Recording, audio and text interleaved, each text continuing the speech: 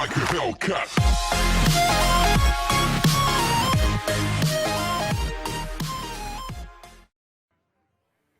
Buongiorno a tutti e ben ritrovati nel mio canale, io sono DragonIzzet e oggi vi voglio parlare del Agrodruid deck.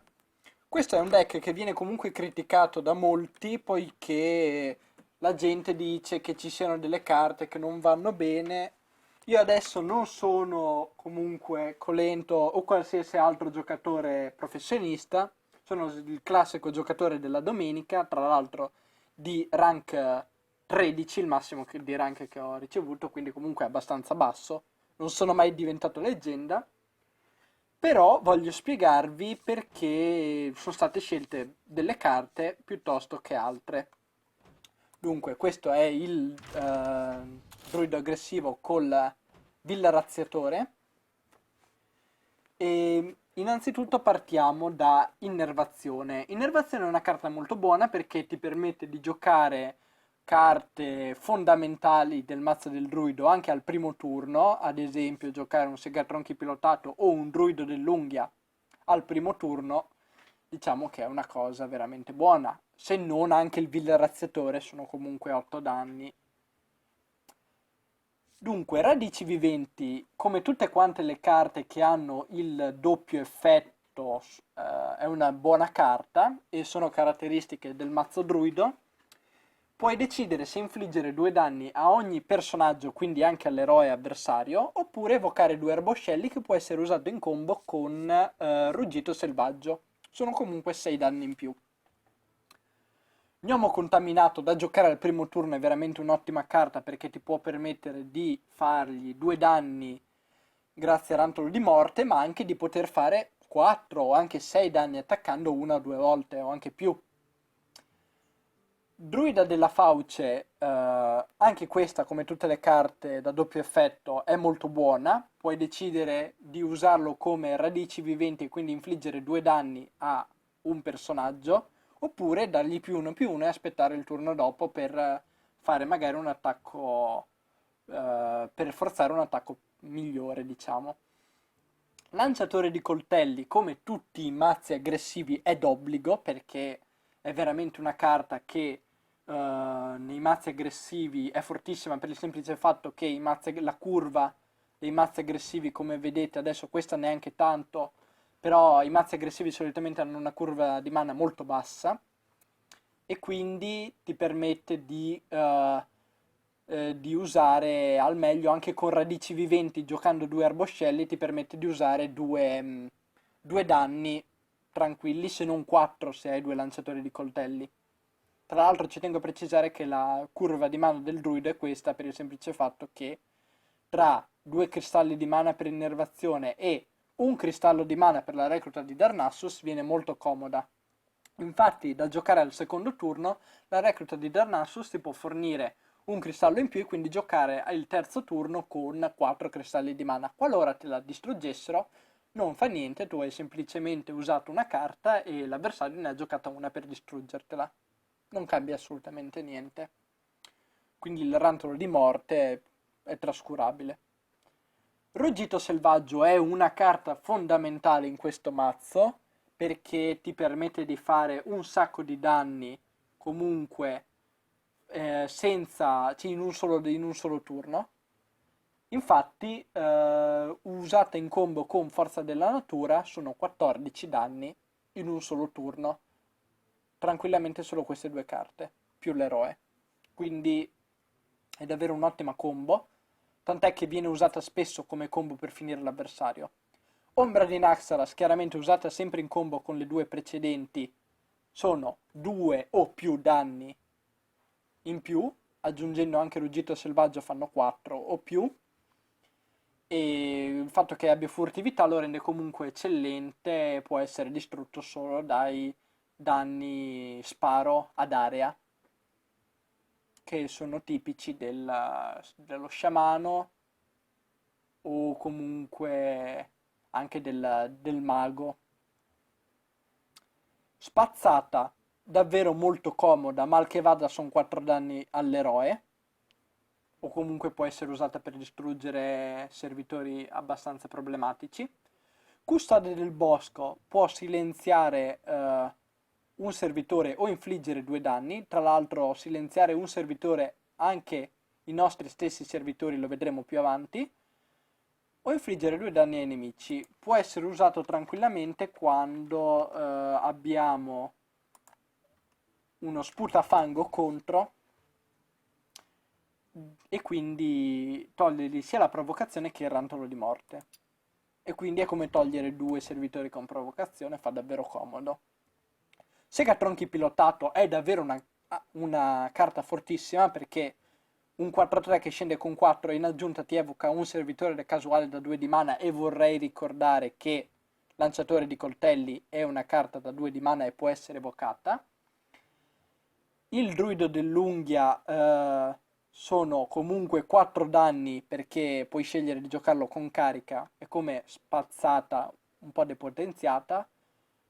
Raramente si usa con provocazione perché generalmente viene usato per la sua aggressività, quindi viene giocato spesso con carica.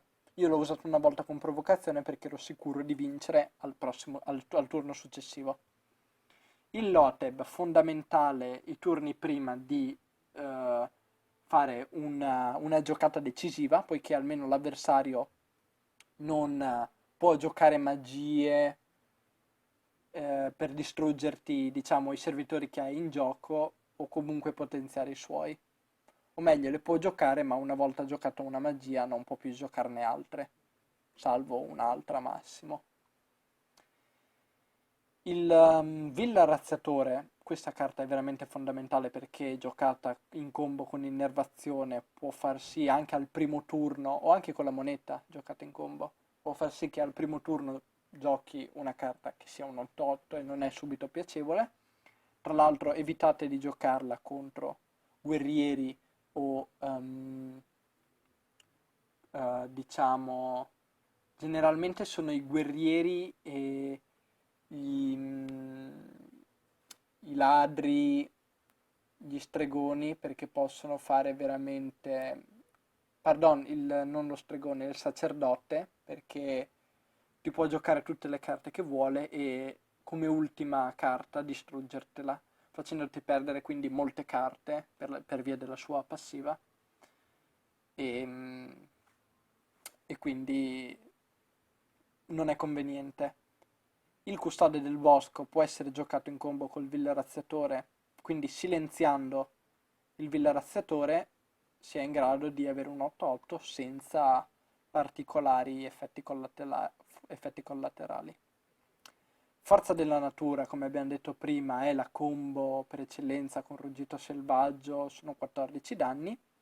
E qui vedete il Trent legno ferreo perché io non sono riuscito a craftare il Dottor Boom per via della poca polvere che ho e quindi l'ho sostituito con questa carta perché il costo generalmente è quasi lo stesso. Il Dottor Boom scende con 7, questo è un 8-8 che comunque mi può far comodo per provocazione.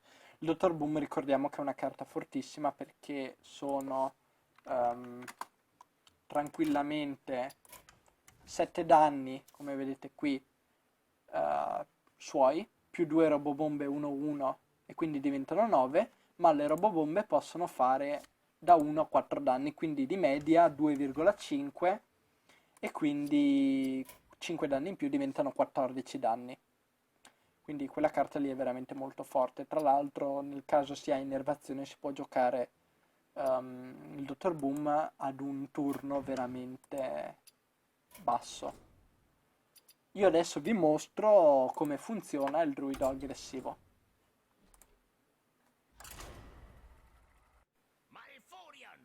Siamo tornati, vi faccio vedere il druido aggressivo contro il paladino. Ecco, il paladino non ci viene troppo comodo perché non mi sono trovato bene a giocare contro il paladino. Qui vedete tutte quante carte abbastanza comode. Potrei provare a scambiare il druido dell'unghia, ma lo lascio qui perché comunque sono 4 danni. Intanto l'avversario, come vedete, ha cambiato molte carte, quindi non ha trovato le carte che desiderava subito. Innanzitutto posso tranquillamente dire che a questi livelli, al 14, la gente usa un sacco di deck fatti, insomma, dei deck che ha trovato nel meta. E quindi sicuramente potrebbe essere il Secredin, che è ormai l'unico mazzo forte del sacerdote e del paladino sembra essere il Secredin. Qui come vedete vado molto molto sull'aggressivo perché il mazzo druido aggressivo chiaramente è uno di quei mazzi che deve giocare aggressivi.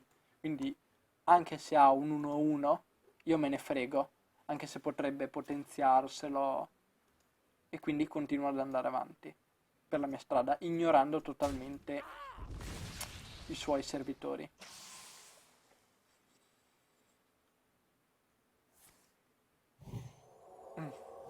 Questa non ci voleva, però gli ho fatto buttare una carta che avrebbe potuto darmi fastidio più avanti. Io adesso posso giocare lo gnomo contaminato e la recluta di Darnassus a scapito dell'ombra di Naxxramas. Quindi entrambe oppure questa. Il problema è che al prossimo turno lui avrà 4 di mana e quindi potrebbe farmi 2 danni ad area. Però al quinto turno è ancora più probabile che me li faccia e quindi di distruggermi l'ombra di Naxxramas. Quindi decido di giocarla adesso, sperando che non abbia quei 2 danni ad area.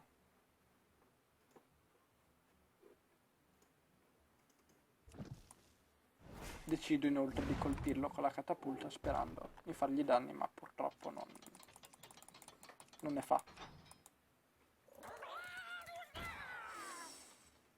Ok, questa è una carta veramente molto buona, mi devo fermare per distruggerla. Sicuramente sperando che ci sia una carta. Dunque, in questo caso mi conviene giocare il tutto per tutto, perché il mazzo paladino è molto più da late game, diciamo, rispetto a me, e quindi devo distruggerlo il prima possibile. Decido quindi di giocarmi tutto quello che ho. Al prossimo turno giocherò chiaramente il Villarrazziatore.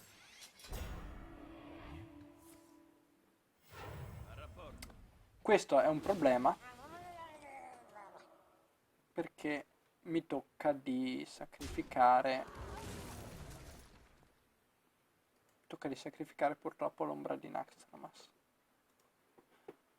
Lui ha 5 carte, quindi il Villarrazziatore potrebbe farmi scartare un sacco di carte volendo, ma io decido lo stesso di giocarlo.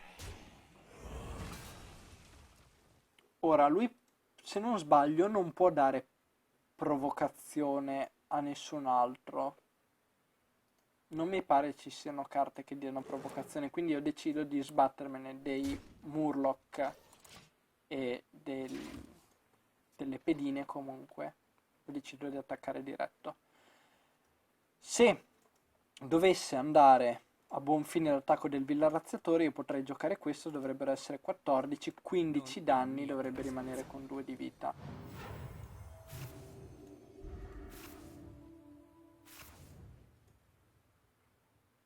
Che non dovrebbe essere minimamente problematico fare 2 di vita. Tra l'altro uno se l'è tolto da solo. Avevo dimenticato il difensore di Arcus e questo diventa un problema.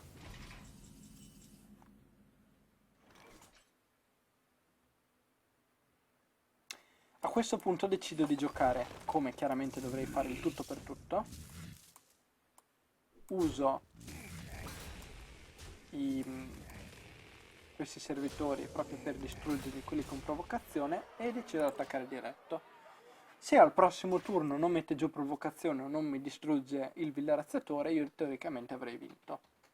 Quindi come vedete il Villarrazziatore mi ha decisamente fatto vincere la partita. Sebbene della gente dica che a causa di scartare carte, comunque la gente perda. È perché non sa quando giocarlo. Bisogna giocarlo con molta attenzione. Va bene rischiare il tutto per tutto perché comunque è quello che il mazzo druido deve fare, però bisogna stare comunque attenti. A lui sono rimasti solo due e decide addirittura di silenziarmelo, ha già capito di aver perso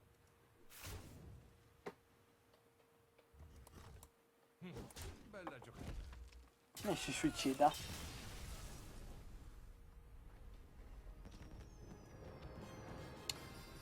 Ho tempo, direi, anche per un'altra partita, quindi provo a ritornare alla rank 13, sperando di ritornarci.